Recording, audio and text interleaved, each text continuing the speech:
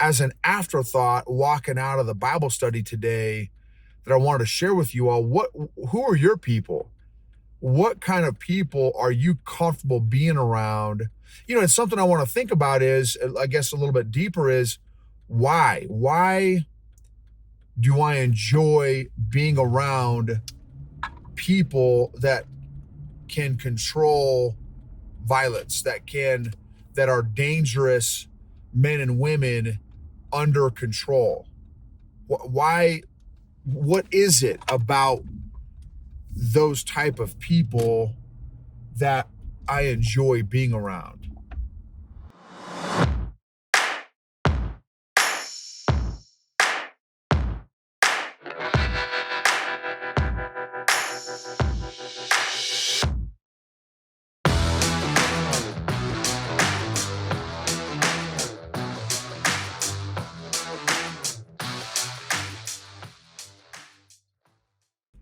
What is going on, EQ gangsters? Some post Bible study, men's Bible study reflection here. This episode is going to be about who recharges you, what kind of people energize and recharge you, which is part of both self and social awareness.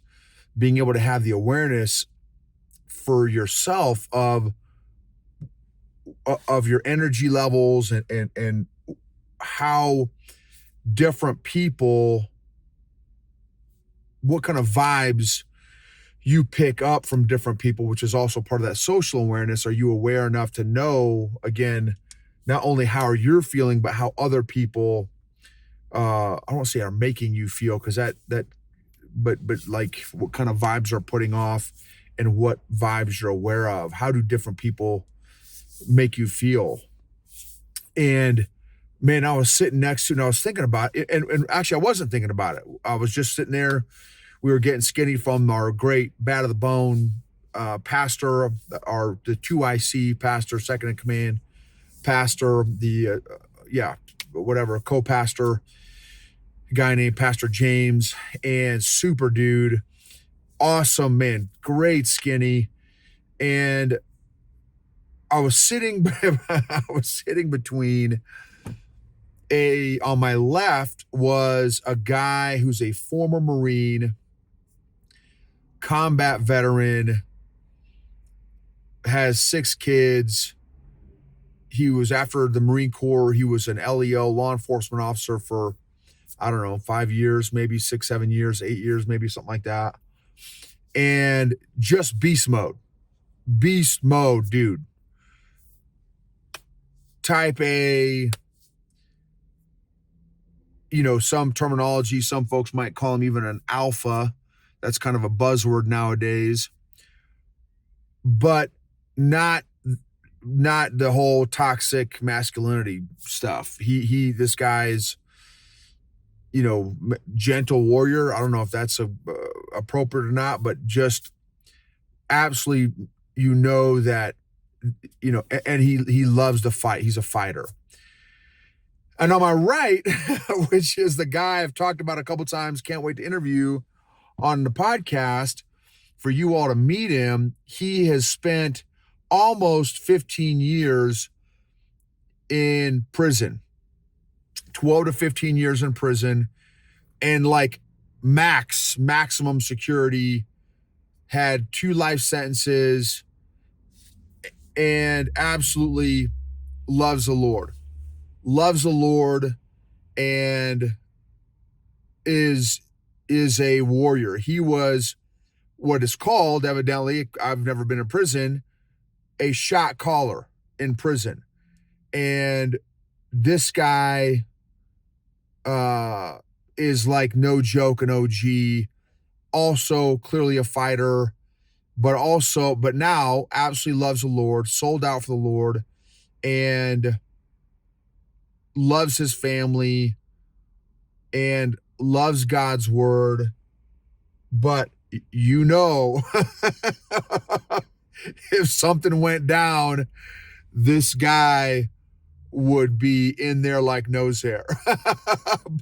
So I was surrounded by these 2 very manly dudes who could bring the noise if and when needed. Jordan Peterson calls them dangerous men. I was surrounded by on my left and right dangerous men that that that that can control their dangerousness, which is super awesome.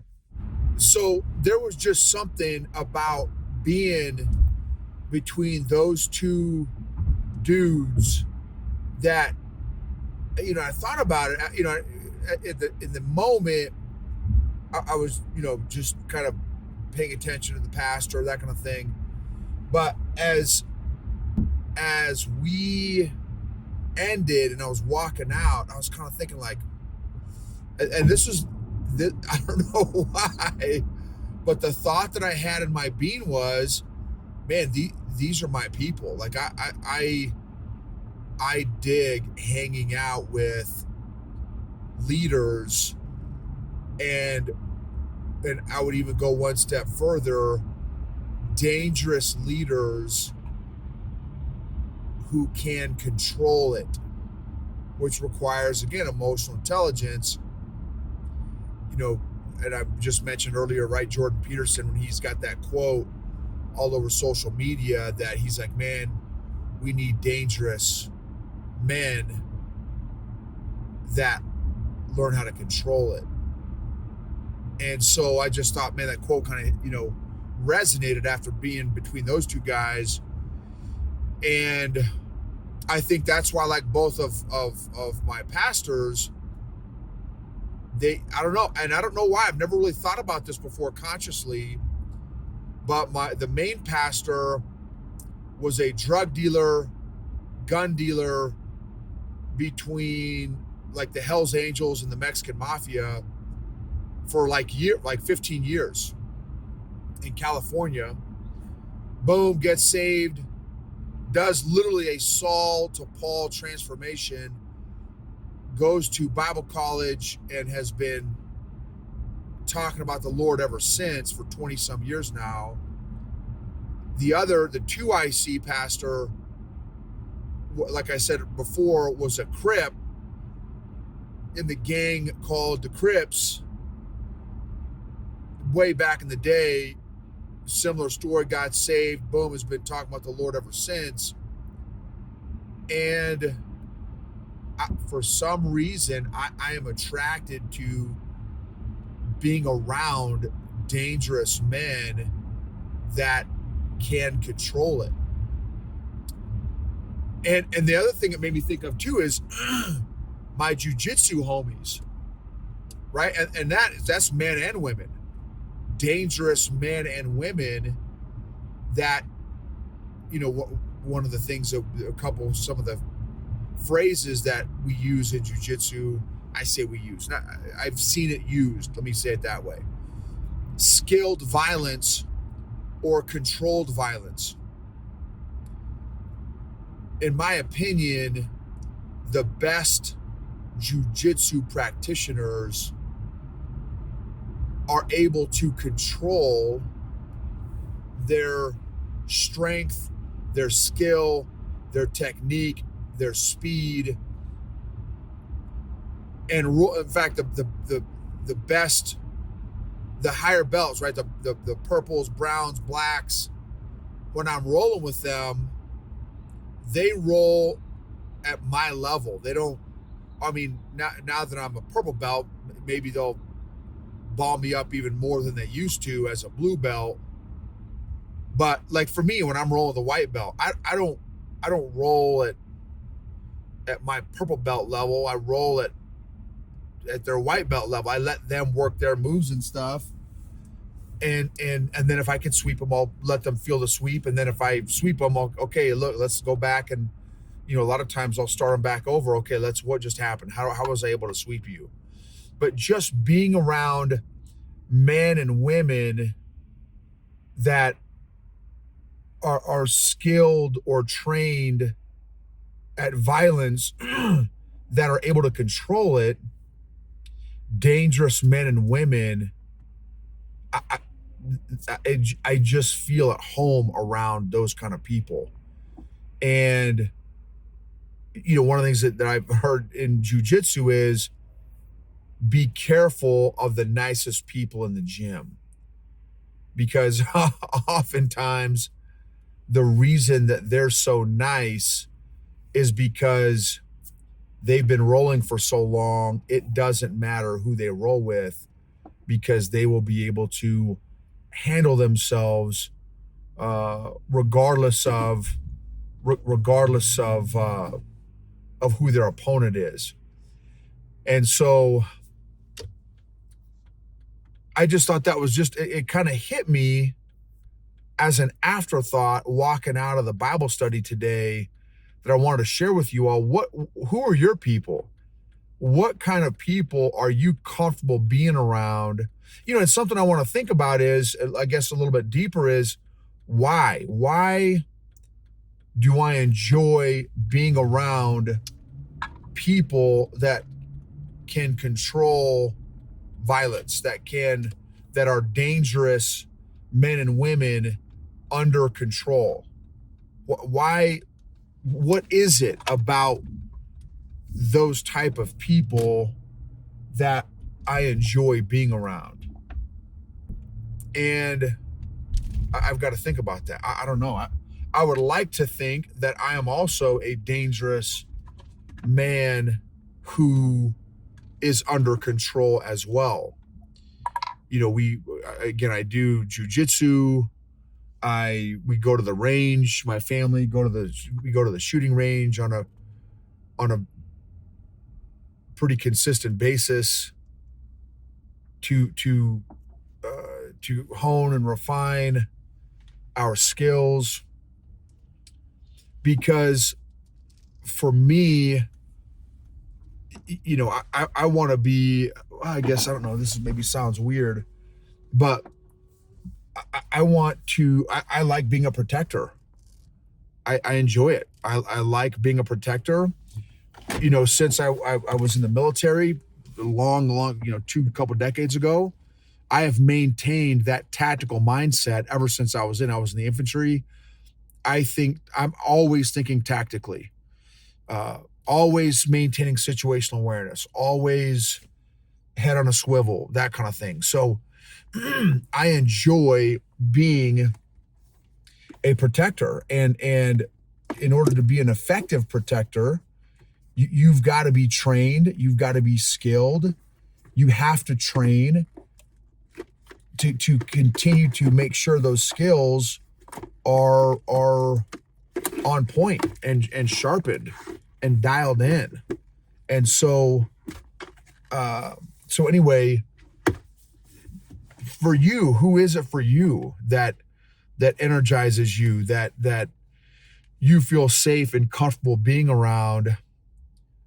Is there a certain group of people? Is it a certain age of people? Is it city folks? Is it country folks? Is it farmers? Is it cowboys? Is it wrestlers? Is it basketball people? Is it football people? Is it readers? Is it homeschoolers? Is it, and it's just, and also pay attention to who drains you. Also, what is there an age or type or demographic or tribe of people that maybe drains you, that are draining, that you feel like you don't fit in? That's a whole nother interesting thing. And then why? What is it about that group of people, that, or age of people, or demographic of people, or tribe of people that makes you feel uncomfortable or makes you feel a certain way? What is that about them that makes you feel uncomfortable? And is it you versus them?